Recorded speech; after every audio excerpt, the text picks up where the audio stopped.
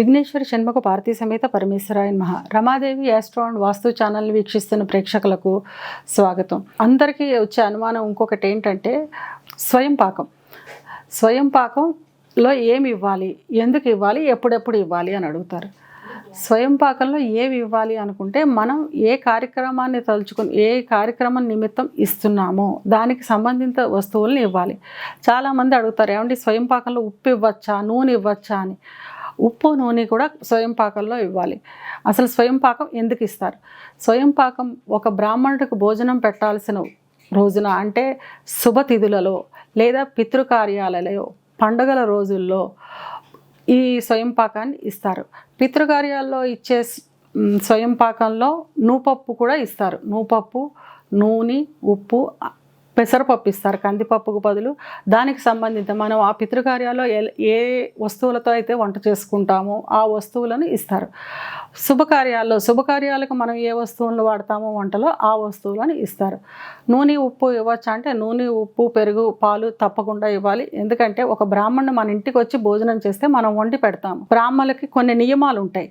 ఆ నియమాల వల్ల మన ఇంట్లో భోజనం చేయరు. వాళ్ళు పోని ఇంటికి పట్టుకెళ్ళి వండి తినాలి కనుక ఇది వరకు అయితే ఒకళ్ళకి వండి పెట్టేవాళ్ళము. ఇప్పుడు కనీసం వాళ్ళ కుటుంబంలో నలుగురు ఉంటారు. నలుగురు కలిపి వండుకునే సరిపడే అంత ద్రవ్యాన్ని ఇవ్వాలి. అసలు ఇది ఎందుకు ఇస్తారు స్వయం పాకాన్ని అంటే, పూర్వకాలంలో బ్రాహ్మణులు ఇంటికి వచ్చేవారు. ఇంటికి వచ్చి వాళ్ళు వండుకు తినేవారు, లేకపోతే మనం వండి పెట్టేవాళ్ళం. ఒకళ్ళ ఇంటికి ఒక సన్యాసి భోజనానికి వచ్చేట. సన్యాసి భోజనానికి వస్తే ఆవిడ వంట వండి పెట్టింది, భోజనం చేసి వెళ్ళిపోయేట. సన్యాసి వెళ్ళిపోయాక అతనికి అరగలేదుట భోజనం. సాయంత్రం వరకు ఆలోచించట, నాకు భోజనం ఎందుకు అరగలేదు అని. ఇంక ఇలా కాదని చెప్పి మళ్ళీ పొద్దుట భోజనం చేసిన వాళ్ళ ఇంటికి వచ్చేట. వచ్చి, అమ్మ నాకు పొద్దుట మీరు పెట్టిన భోజనం అరగలేదు, ఎందుకు అరగలేదు చెప్తారా, మీరు ఏ భావనతో వంట చేశారని అడుగుతాడు. అడిగితే, నేను మా అత్తగారు ఆడపడుచులతో చాలా ఇబ్బంది పడుతున్నాను, ఎక్కడ తిడతాను వాళ్ళని, నేను వంట చేసుకుంటూ వాళ్ళని తిట్టుకుంటూ వంట చేశాను అని. అంటే మనం ఏ భావనతో వంట చేస్తున్నామో ఆ భావన వంటకి ఆపాదించబడుతుంది. ఈ బ్రాహ్మలు, వేద పండితులు అనేవాళ్ళు కొన్ని నియమాలతో ఉంటారు. వాళ్ళకి ఇలా వంట చేసిన వంటను భుజించడం వాళ్ళకి వెంటనే ప్రతిఫలం కనిపిస్తుంది.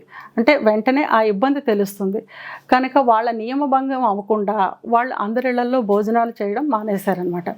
కనుక వాళ్ళు మన ఇంటికి భోజనానికి రాలేదు కాబట్టి వాళ్ళకి మనం స్వయం పాకం ఇస్తున్నాం. అంటే మీరు వండుకొని తినండి అని. ఇప్పుడు వాళ్ళ ఇంటి దగ్గర వండుకుంటారు కాబట్టి వాళ్ళ ఇంట్లో కనీసం నలుగురు ఉంటారు కాబట్టి నలుగురికి సరిపడా ద్రవ్యాన్ని మనం స్వయం పాకంగా ఇస్తామన్నమాట.